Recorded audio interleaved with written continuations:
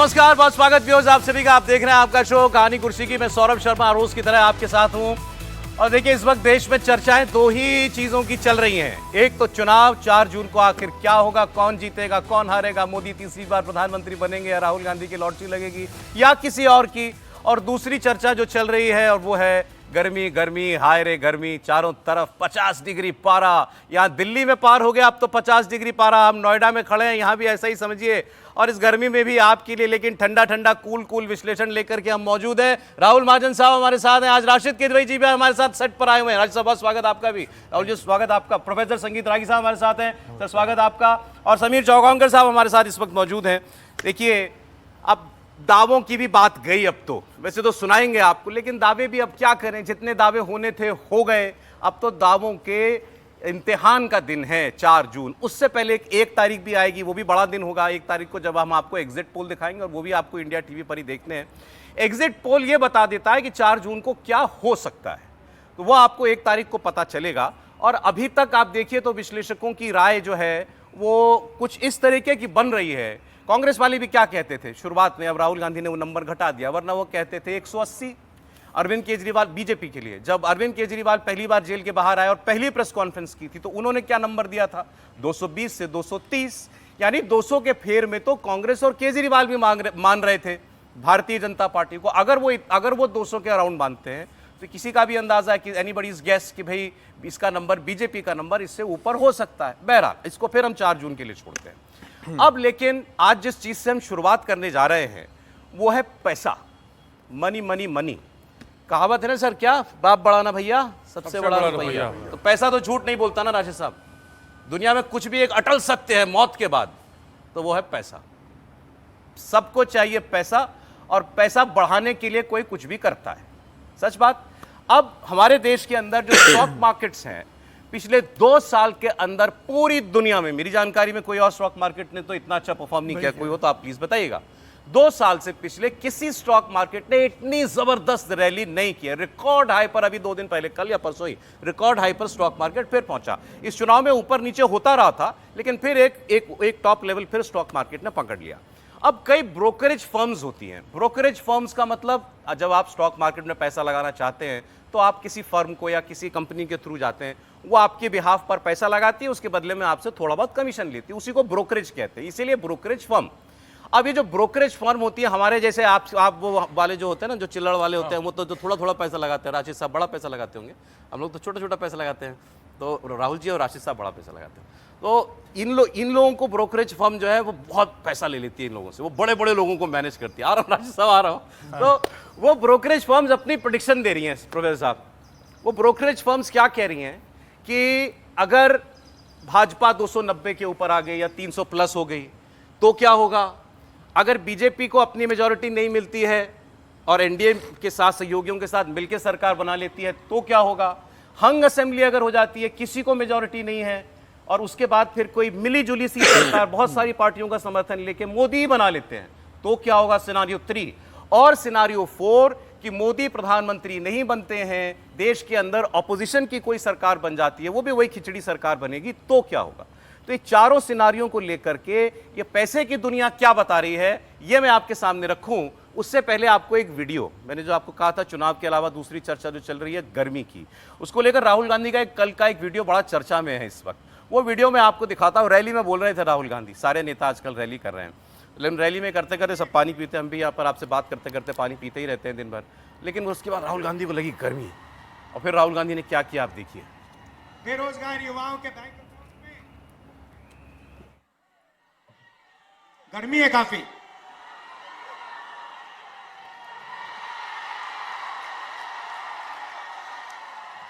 बेरोजगार युवाओं के बैंक अकाउंट में महीने के 8,500 रुपए, साल के 1 लाख रुपए कटा।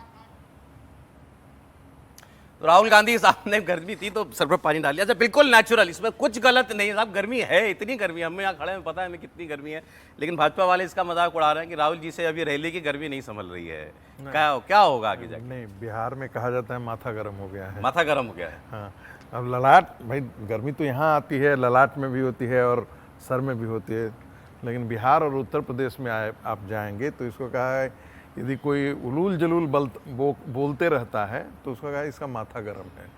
यानी कि वो जो आप जिसे कह सकते हैं कि अब वो बात नहीं, मैं राहुल गांधी के लिए नहीं बोलता, जैसे पागलपन वाला बात करें हमेशा, मैंने विक्षिप्त टाइप का बात करें तो लोग कहता है इसका माथा गर्म हो गया है। ठीक है कि नहीं, मैं तो वो नहीं कह रहा हूँ, लेकिन स्वाभाविक है भाई इतनी गर्मी है तो, लेकिन जो उन्होंने क्रिया किया ऊपर से पानी डाल लेना, ये बड़ा थोड़ा कनेक्ट करता है लोगों के साथ। मैंने सामान्य आम तो आप बिहार उत्तर में देखिएगा, हम लोग भी बचपन में याद है कि यदि ऐसे होता था तो ऊपर से ऐसे पानी डाल लिया करते थे, नल के नीचे बैठ जाते थे, गीला कर लेते थे। तो देखिए ये सब गेस्चर ऐसे हैं जो लोगों को कनेक्ट करता है। लेकिन मोदी क्या बोलेंगे? हाँ, शहजादे से गर्मी पसंद नहीं है, सहन नहीं हो रही है। सर देखिए राहुल गांधी जैसे वो हाड़ मास के इंसान है, उनको गर्मी लगती है। सही बात है सर, और वो महामानव नहीं है। हमें भी लग रही है। जो राजेश साहब ने मारा तंज आज का पहला, महामानव नहीं है, नहीं बायोलॉजिकल है। बायोलॉजिकल है। सुनिए तो सही सौरभ जी, जब वो तमाम ठंडक में जब टी शर्ट और पैंट में होते तो लोग पता नहीं यार आदमी ये क्या खाता है, तो किसी ने कौवा का मांस खाने से गर्मी नहीं तो अब देखिए यदि इसको अपभ्रंश में ले जाएंगे, लोकोक्तियों के सहारे इसकी व्याख्या करना शुरू करेंगे तो नई नई चीजें आती हैं। लेकिन ये सब क्रिएशन हास्य का बात है। देखिए राजनीति में इतनी तंज तो होनी ही चाहिए, इतनी नहीं हो कि बातें वो अश्लीलता की मर्यादा न पार कर जाए या किसी को बहुत कष्ट न देने वाली बात हो। वैसे तो जब देखिए बड़े बड़े नेता जहां रैलियां करते हैं, मैं कह सकता हूं प्राइम मिनिस्टर की रैली में तो होते ही बहुत सारे इंतजाम होते हैं, एसी वगैरह सब लगे होते हैं। राहुल गांधी की रैली में भी होते होंगे, आई एम अज्यूमिंग। मैंने इस बार चुनाव में जाकर देखिए मंच पे नहीं होता है वो, जो भी होता है मंच के पीछे होता है। आपके पीछे लगे होते हैं, जैसे हमारे पीछे तो स्क्रीन लगी है। हाँ, आपने नहीं लगाया वो अलग बात है। मुझे कह रहे हैं हम लोगों ने देखिए क्या होता है, राजनेता अपनी सेहत को लेके, तंदुरुस्ती को लेके बहुत ज्यादा सतर्क होते हैं। मैंने ज्योतिरादित्य सिंधिया के साथ ट्रैवल किया तो वो कार में एसी भी नहीं चलाते, क्योंकि आपको बार बार बाहर निकलना होता है, गर्मी में एक्सपोजर होता है। तो जब एयर कंडीशन टेंट की बात कर रहे हैं, मुझे लगता है कि कोई भी पब्लिक फिगर जो सघन प्रचार कर रहा है वो इसका इस्तेमाल नहीं करेगा कि उसको 10 मिनट आधा घंटे के बाद में फिर उसी 50 डिग्री में बाहर जाना है, तो उससे एक्सपोजर होता है और बहुत नुकसान होता है। इसलिए गर्मी में रहे, मस्त रहे, गर्मी में रहे मस्त रहे। राहुल जी सुना आपने? सुन लिया। गर्मी में रहिए, मस्त रहिए। वो राशिद जी जो है पहली बार पहली बार आया। अरे चलिए, मैं आपसे जो बात कर रहा था, मैं आपको जो मैं बताना चाह रहा था, देखिए वो क्या मैं अब जैसे एक फिगर आया, बहुत सारी ब्रोकरेज फर्म्स है, मैं किसी का नाम इसलिए नहीं ले रहा हूं। देखिए मार्केट को लेकर के कोई भी बात बड़ी सावधानी के साथ कहनी चाहिए। आप लोगों का बहुत हार्ड अर्न मनी उसके अंदर लगा होता है, और मैं जो भी हम लोग यहाँ डिस्कशन करेंगे उसको आप कोई किसी किस्म की प्रेडिक्शन के तौर पर ना लीजिएगा। ये एक चर्चा का विषय है, इसलिए मैं पहले ये डिस्क्लेमर दे दे रहा हूं। इसको किसी भी तरीके से आप ये ना सोचिए कि हम कुछ सजेस्ट कर रहे हैं या हमारे जो विश्लेषक हैं यहाँ पर वो आपको कुछ सजेशन दे रहे हैं, ऐसा बिल्कुल नहीं है। हाँ, लेकिन जो कुछ कहा गया हम उसको वो बात आपके सामने बताएंगे। 3-4 बड़ी ब्रोकरेज फर्म्स का, इंटरनेशनल ब्रोकरेज फर्म्स का डेटा यहाँ पर दिया गया है। अब इसमें उन्होंने 3 केस दिए हैं, base case, bear case, bull case. बहुत सारी फाइनेंशियल लैंग्वेज जो यहाँ सब मेहमान हमारे जानते हैं, मैं गलत हूं तो बता दीजिएगा। बेस केस मतलब जो चल रहा है वो चलता रहेगा। बियर केस मतलब मार्केट डाउन। बुल केस मतलब मार्केट अप। तो जो जैसे एक फर्म ने दिया, बेस केस मतलब कंटिन्यूटी, जैसा चल रहा है मार्केट वैसी चलती रहेगी अगर बीजेपी को अपनी 290 से 300 सीट आ जाती है तो। Bear case down, BJP does not secure a majority, NDA alliance forms a government. Market down होगी अगर एनडीए की गवर्नमेंट बनती है, बीजेपी को एब्सोल्यूट मेजॉरिटी नहीं मिलती। Bull case, market very up, 325 plus BJP को अपनी 300-325 सीटें आ जाएंगी, जो हमारे एक्सपर्ट्स ने प्रेडिक्शन किया हुआ है, और एनडीए को 360 प्लस आ जाएंगे। आप सहमत हैं इससे राशिद साहब? मार्केट चाह रही है कि मोदी वापस लौटे, यही तो मतलब हुआ इसका। सौरभ, मैं इस बारे में एक टिप्पणी करना चाहूँगा जो व्यक्तिगत अनुभव के आधार पर है। देखिए, आप जो बात कह रहे हैं वो बिल्कुल सही है, लेकिन जो दिखता है, जो कहा जाता है, वो कई बार सच नहीं होता। मैं, हमारे सारे मित्र जानते हैं, आप भी जानते हैं, मैं मूलतः एक पॉलिटिकल संवाददाता रहा हूँ और राजनीति शास्त्र में मुझे दिलचस्पी है, उस पर किताबें लिखी। इस चुनाव में, 24 के चुनाव में, मुझे कई बार जिन फर्म्स की और ब्रोकरेज फर्म्स की आप बात कर रहे हैं, फाइनेंशियल सेक्टर के, कुछ लोगों ने अप्रोच किया, बोला कि वो हमारा आकलन जानना चाहते हैं, मेरा आकलन। तो मैंने कहा कि मैं तो एक राजनीतिक आकलन दे सकता हूँ, और मुझे जो है, क्योंकि मैंने एक पॉलिटिकल रिपोर्टर में विपक्ष को ज़्यादा कवर किया, तो विपक्ष की बात कर सकता हूँ। उन्होंने कहा नहीं नहीं, हमें सुनना है, हमें उत्सुकता है कि विपक्ष का क्या होगा अगर उनकी कोई सरकार बनती है, गठबंधन होता है, क्या स्वरूप होगा, क्या बड़ी बड़ी पॉलिसीज़ के ऊपर क्या नज़रिया होगा, अर्थशास्त्र के ऊपर, व्यवस्था के ऊपर क्या, अर्थव्यवस्था पे क्या नज़रिया होगा। ये एक दूसरा पहलू जो है सौरभ दर्शाता है, वो ये दर्शाता है कि कहीं ना कहीं हमारा जो इन्वेस्टर है, जिनके पास पैसे हैं, जो पैसे की बात समझते हैं, जिनका एक स्टेक होल्डर है एक तरीके से देश की प्रगति उन्नति में, उन्हें भी कहीं ना कहीं कुछ किसी किस्म का डाउट या संदेह है। इसीलिए वो जानना चाह रहे हैं कि अगर बाजी बरक्स हुई, अगर कोई अल्टरनेटिव सरकार आती है तो उसमें नीतियां क्या होंगी, उनके पैसे का क्या होगा। तो ये भी एक बड़ा महत्वपूर्ण पहलू है। ये चीज हुआ नहीं है जी, ये 24 और 19 में ये स्थिति नहीं थी। मतलब जैसे मैं अपने व्यक्तिगत उस हिसाब से कह सकता हूं कि उस समय किसी ने ये बात नहीं कही कि क्या किसी को कोई संदेह था। आज एक संदेह है, तो ये दर्शाता है कि जो चुनाव है वो जरूर नरेंद्र मोदी जी को और भाजपा को बढ़त है, लेकिन ऐसी बढ़त नहीं है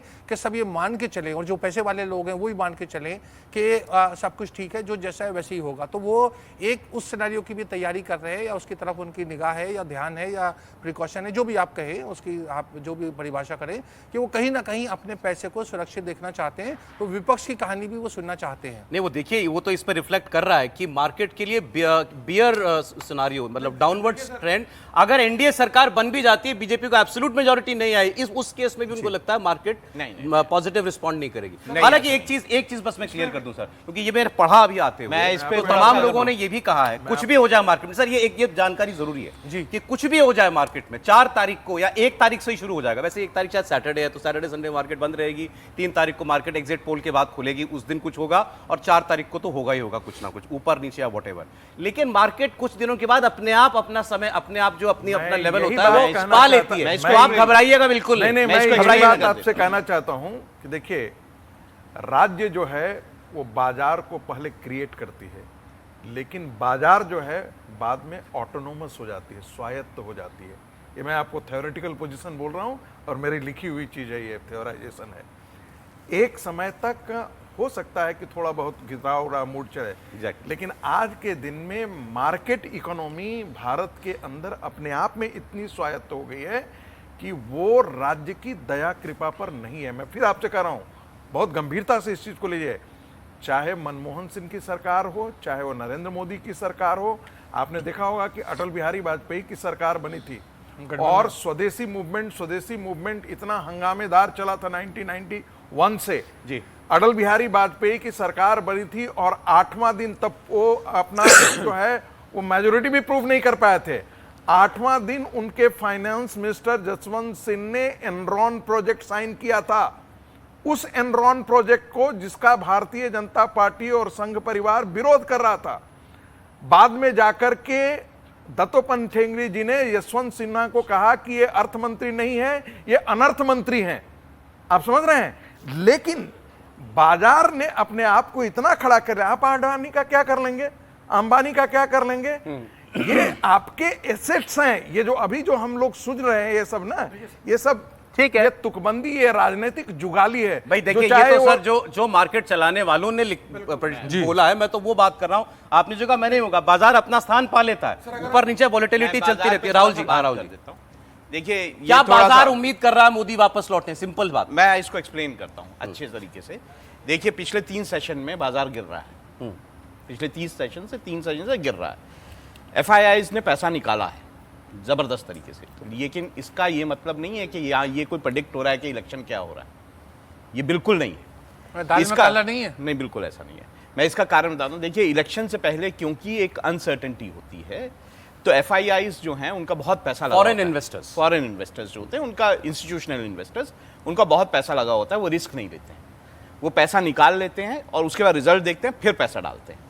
अगर आप बहुत सारे ब्रोकर्स की बात सुनेंगे तो उन्होंने ये भी कहा है कि जो कंटिन्यूटी ऑफ द पॉलिसी है वो देश में रहेगी, चाहे कोई भी सरकार हो, कंटिन्यूटी ऑफ द पॉलिसी रहेगी। ईवीज पे अगर जोर है, या फिर अगर आपका अल्टरनेटिव एनर्जी पे जोर है, या अगर आपका जो मैन्युफैक्चरिंग पे जोर है, ये सारा रहने वाला है, इसमें कोई बदलाव नहीं होने जा रहा। तो ये सोचना कि मार्केट जो है वो कोई देखिए, मार्केट सेंटीमेंट नहीं, पॉलिसी पहले हम सुनते थे पॉलिसी पैरालिसिस, मनमोहन सिंह जमाने में ये टर्म बड़ा वो हुआ था। अब ये आपने शब्द इस्तेमाल किया, मार्केट चाहता है पॉलिसी कंटिन्यूटी। ठीक है, तो पॉलिसी कंटिन्यूटी उस केस में भी रहेगी जो संजय राउत ने कहा कि हम 5 प्रधानमंत्री दे देंगे, तो क्या दिक्कत है? हमारे पास बहुत नेता हैं। अगर राशिद बहुत अच्छे से इस चीज को समझते हैं, जो पॉलिसीज होती है ना वो एक साल में नहीं बनती कि अभी बना दी और ऐसे सरकार चेंज हो गई और चेंज हो गया। पॉलिसी सालों सालों में बनती है। जो पिछले सरकार ने पॉलिसी इलेक्ट की होगी वो अगली सरकार उसको कंटिन्यू करती है। जी, जो ये सरकारें जो अपनी पॉलिसीज बनाती हैं, क्योंकि अब 10 साल हो गए थे प्रधानमंत्री को, तो इनकी इंप्लीमेंटेशन भी साथ में बहुत अच्छे से हुआ। अब ये जो ऑल पॉलिसीज बना रहे होंगे ये अगली सरकारें उसको इंप्लीमेंट करेंगी। नहीं तो ऐसा नहीं है, मान लीजिए ऐसा कुछ नहीं होता कि मान लीजिए कोई खिचड़ी सरकार आई और आते ही सब पूरे घर के बदल डाले। सौरभ देखिए जो राहुल जो कह रहे हैं वो बहुत महत्वपूर्ण बात है और समझने की बात है। देखिए होता क्या है कि हमारे देश में एक तो राजनीति होती है और राजनीति में एक दूसरे पे इल्जाम लगाए जाते हैं, तरह तरह की बातें कही जाती हैं, लेकिन देश हित में जो चीजें होती हैं उसमें उमूमन कोई फर्क नहीं होता। उसको मैं उदाहरण के रूप से बता रहा हूँ। पीवी नरसिम्हा राव सरकार का पतन होता है 1996 में। 13 दिन के लिए अटल जी की सरकार बनती है और उसके बाद एक यूनाइटेड फ्रंट खिचड़ी सरकार जिसमें 2-2.5 साल का रहा और 2 प्रधानमंत्री हुए। लेकिन अर्थव्यवस्था ड्रीम बजट जो था वो चिदम्बरम ने तभी पेश किया था। राहुल भी जानते होंगे, उस समय ये यंग युवा रिपोर्टर थे। लेकिन सबसे अच्छा बजट जो माना जाता है अभी जो पिछले कुछ जो 2 दशकों में, वो जो है वो चिदम्बरम का ड्रीम बजट है 1996 का, कि जिसने एक मतलब मील का पत्थर माना जाता है। तो इसलिए जो कोलिशन सरकारें होती हैं उसमें ऐसा नहीं होता कि अब ये सिर्फ होता है कि बहुत ज़्यादा इंफ्रास्ट्रक्चर से फोकस हट करके थोड़ा बहुत एग्रीकल्चर में हो जाए। लेकिन एग्रीकल्चर में भी अगर हमारा इन्वेस्टमेंट होता है, फ़ायदा किसका है? घी जो है वो खिचड़ी में ही जा रहा है, इसकी आप चिंता ना करें। खिचड़ी के 2 मायने हैं सर इस वक्त, खिचड़ी और खिचड़ी सरकार। जानबूझ के ऐसी वो टर्मिनोलॉजी यूज कर रहे हैं, माहिर प्लेयर है। हाँ समीर जी, देखिए अगर आप प्रधानमंत्री नरेंद्र मोदी का पिछले 5 साल का जगह कार्यकाल देखेंगे, 2019 से लेकर अभी 2023 तक का, और उस कार्यकाल के अंदर सेंसस का रिस्पॉन्ड देखेंगे तो 89% बढ़ गया जो 2019 में था, और आज जो मार्केट सेंसेक्स का है उसमें 89% की ग्रोथ हो गई है। तो मार्केट पूरे 5 साल ये मान के चल रहा था कि प्रधानमंत्री मोदी की वापसी हो रही है, प्रधानमंत्री मोदी बेहतर काम कर रहे हैं और जनता का मैंडेट उनको मिलने वाला है। और यही कारण रहा है कि 36 लाख करोड़ रुपए से ज्यादा का इन्वेस्टमेंट मार्केट कैप में आ रहा है। तो मुझे लग रहा है कि जब मार्केट इस बात को समझता है कि जो सरकार काम कर रही है यही सरकार आगे 5 साल और कंटिन्यू आने वाली है जनता के समर्थन से, तो उसके अंदर पैसा बहुत बड़ा इन्वेस्टमेंट आता है। और मार्केट का रिस्पॉन्स जो पिछले 5 साल का रहा है वह तय कर रहा है कि प्रधानमंत्री मोदी की सरकार बनेगी। चुनाव के पहले जब प्रथम चरण का चुनाव था उसके कुछ पहले समय ऐसा लग रहा था कि शायद कुछ डावाडोल होगा, लेकिन लगातार मार्केट में जिस तरीके से आप देखिए पिछले 3 दिनों से सेंसेक्स बढ़ रहा है लगातार, तो ये बता रहा है कि प्रधानमंत्री मोदी की वापसी हो रही है। और जिन इन्वेस्टर्स को पहले डर लग रहा था अब वो खुलकर भारतीय बाजार के अंदर पैसा लगा रहे हैं और ये मान के चल रहे हैं कि मोदी जी की 4 जून को वापसी हो रही है। मैं फाइनेंशियल एक्सपर्ट नहीं हूं, मैंने फाइनेंशियल एक्सपर्ट को सुना, उन्होंने कहा कि भारतीय निवेशक आज जैसे मार्केट डाउन है, अभी मैंने देखा 480 पॉइंट डाउन, 500 पॉइंट डाउन है। जो मैंने आपको मार्केट का लेवल बताइए क्या है? नहीं, इस वक्त 74,000 74,000 में मार्केट है। 2 साल पहले कितने पे थी? देखिए मार्केट तो बढ़ती है यार, 50,000 पे। अरे आपकी उम्र 2 साल पहले कितनी थी? आपकी उम्र 2 साल पहले कितनी थी? सर ये क्या बात है? वही बात है, ये क्या बात हुई? ये वही बात है। मार्केट कैप पे देखिए 90% मार्केट बढ़ रहा है 5 साल में सर। नहीं लेकिन उसका श्रेय देखिए, उसमें फ्री इंटरप्राइज है, बहुत सारे प्लेयर्स हैं, इंटरनेशनल सिचुएशन होती है, 10 तरह के फैक्टर सर। नहीं, मैंने जो आपको पॉइंट, मैं इसका एक और आपको मैंने सिर्फ इतना कहा, देखिए पिछले 2 से 2.5 साल के अंदर मार्केट का अपस्विंग वो जबरदस्त है। मैं मानता हूं, लेकिन आपको ये कंसिडरेशन करके चलना पड़ेगा कि यूपीए सरकार के दौरान विश्व मंदी आई थी। मैं कहां ये कह रहा हूं कि यूपीए ने कुछ ऐसा किया था इसलिए नहीं मार्केट नहीं कहा। वर्क इन प्रोग्रेस, इसको आप दल विशेष से, व्यक्ति विशेष से ना जोड़ें। वो ये बात नहीं, देखिए मेरे और राहुल के बहुत बार हमारे विचार अलग अलग होते हैं, लेकिन इसमें देखिए मैं उनका पूरा समर्थन करता हूँ। यही होता है, ये एक बिल्कुल मार्केट की दुनिया है, वो एक अलग, वो एक एंटरप्राइज की दुनिया है। और मार्केट 2 चीज, सरकार जो है वो फैसिलिटेटर है। मार्केट 2 चीज पे काम करती है, एक सेंटिमेंट, भावना, और दूसरी खबर। अभी खबर तो है नहीं, खबर तो आएगी 4 जून को। 2 चीजों पे काम करती है, चलती है सर। देखिए 2 चीजों पे काम करती है, सेंटिमेंट एंड फंडामेंटल्स। बिल्कुल, देखिए बड़े ध्यान से इस बात को सुनिएगा। अगर किसी कंपनी का रिजल्ट, जो क्वार्टरली रिजल्ट होता है, वो अप हुआ तो उसके शेयर्स अप। उसी को मैंने खबर कहा, उसी को खबर कह रहा हूं, वो फंडामेंटल। हाँ, तो ऐसा इसने इतना धंधा किया है, इस धंधे में इसको इतना फायदा हुआ है, इस कारण लोग जो है उसमें शेयर बढ़ा। अभी सेंटिमेंट ढूंढ रही है मार्केट। देखिए इस वक्त क्या है, जब पहले दूसरे राउंड के बाद ये चला कि भाई वोटिंग डाउन हो गई, सबने कहना शुरू किया कि नहीं कुछ हिल गया चुनाव के अंदर, जैसे सर ने भी कहा कि भाई उन सभी लोगों ने पूछा कि भाई इसका मतलब ये कि लोग टेक फॉर डन डील नहीं मान रहे कि मोदी आ रहा है, तो मार्केट गिरी थी। देखिए, फर्स्ट फेज के बाद मार्केट में थोड़ा सा नीचे गिरा था, लेकिन यदि आप सेकंड फेज के बाद आप देखेंगे तो मार्केट बाई एंड लार्ज अच्छा ही रहा है। थोड़ा बहुत कई बार होता है कि सप्ताह में एक दिन गिरा लेकिन 4 दिन आगे बढ़ा, इस ढंग की चीजें ट्रेंड आपको देखने को मिलेगी। ओवरऑल जो सेंटिमेंट्स है, मूड ऑफ द नेशन जिसको आप कह सकते हैं, कल मेरे एक बहुत बड़े कॉरपोरेट के एक व्यक्ति से ही हो रहा है, तो बोला पैसा स्टॉक मार्केट में लगा देना। तो मैंने कहा भाई देखो तुम्हारे पास है, हमारे पास तो है ही नहीं। लेकिन कहा नहीं, सेंटिमेंट बहुत अच्छा है, ये कॉरपोरेट की मैं बात कर रहा हूँ, I am not talking about any individual. उन्होंने कहा कि नहीं, सेंटिमेंट्स बहुत अच्छा है और people are moving towards that in that direction.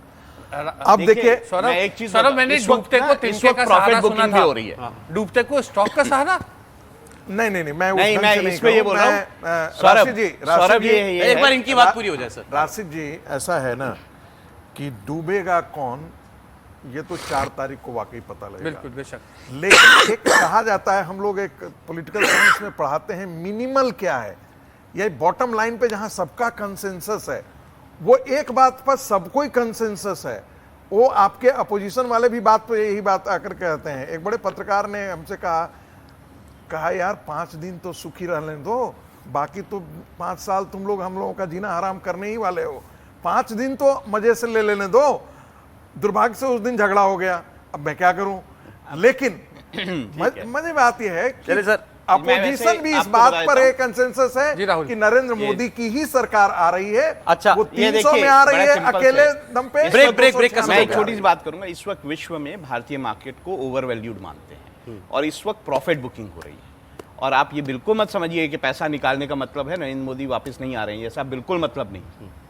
बिल्कुल नरेंद्र मोदी इस वक्त बहुत एडवांटेज पे हैं। प्रधानमंत्री नरेंद्र मोदी का रिपीट होना सबसे ज्यादा, विश्व में जितने एनालिस्ट हैं वो ये मानते हैं कि वो रिपीट हो रहे हैं। तो इस वक्त प्रॉफिट बुकिंग जो हो रही है उसके कारण आपको मार्केट में बहुत फ्लक्चुएशन दिखाई दे रहा है। जो नीचे भी 3 सेशन गया है वो भी प्रॉफिट बुकिंग है। मैंने आपको कहा विश्व में हमारी प्रॉफिट बुकिंग कब करते हैं सर? मार्केट जब अप होती है तभी ना। मार्केट अप है ना। हाँ। 74,000 बहुत बड़ी वो है। मैंने ये भी कहा कि हमारे स्टॉक्स इस वक्त विश्व में अच्छा जो है ओवर वैल्यूड है। चलिए सर, हमारे एक ब्रेक ले लें सर, ब्रेक का समय हो गया। कल मैंने एक शेर चुराया हुआ किसी बड़े शायर का लिख दिया था, तो उस पर लोग ने पूछा क्या कहना क्या चाहते हो। ये एक बात समझने में रात हो गई, मैं उससे जीत गया कि मात हो गई। तो इसका जवाब दे दे कोई, जीत गया कि मात हो गई। जी देखिए, वो जो स्टॉक एक्सचेंज में ऊपर नीचे हो रहा है और उसमें मैंने कहा कि डूबते को तिनके का नहीं, डूबते को स्टॉक का सहारा। अब फौरन हमारे प्रोफेसर साहब कहने लगे, वो उन्होंने उस पर ले लिया सत्ता पक्ष पे। मैंने सत्ता पक्ष की बात नहीं, विपक्ष के लिए भी हो सकता है। विपक्ष भी खुश हो रहा है कि जब सेंसेक्स नीचे जाता है उन्हें लगता है देखिए हमारी उम्मीद है सेंसेक्स इसलिए नीचे जा रहा है, शायद मोदी जी नहीं। इसमें कौन सी भली बात है कि अगर सेंसेक्स नीचे जा रहा है मतलब हम जीत रहे हैं? अच्छा राहुल, अच्छा कांग्रेस पार्टी कितने पर आएगी? अच्छा ये ब्रेक ये बड़ा सवाल। आप अचानक फंडामेंटल पे आ गए, जैसा उन्होंने कहा। फंडामेंटल तो नतीजा होता है, वो राशिद साहब का फंडामेंटल बात में। शाहिद साहब की प्रेडिक्शन इस चुनाव को लेकर एक ब्रेक के बाद, छोटा सा ब्रेक, देखते रहिए कहानी कुर्सी की।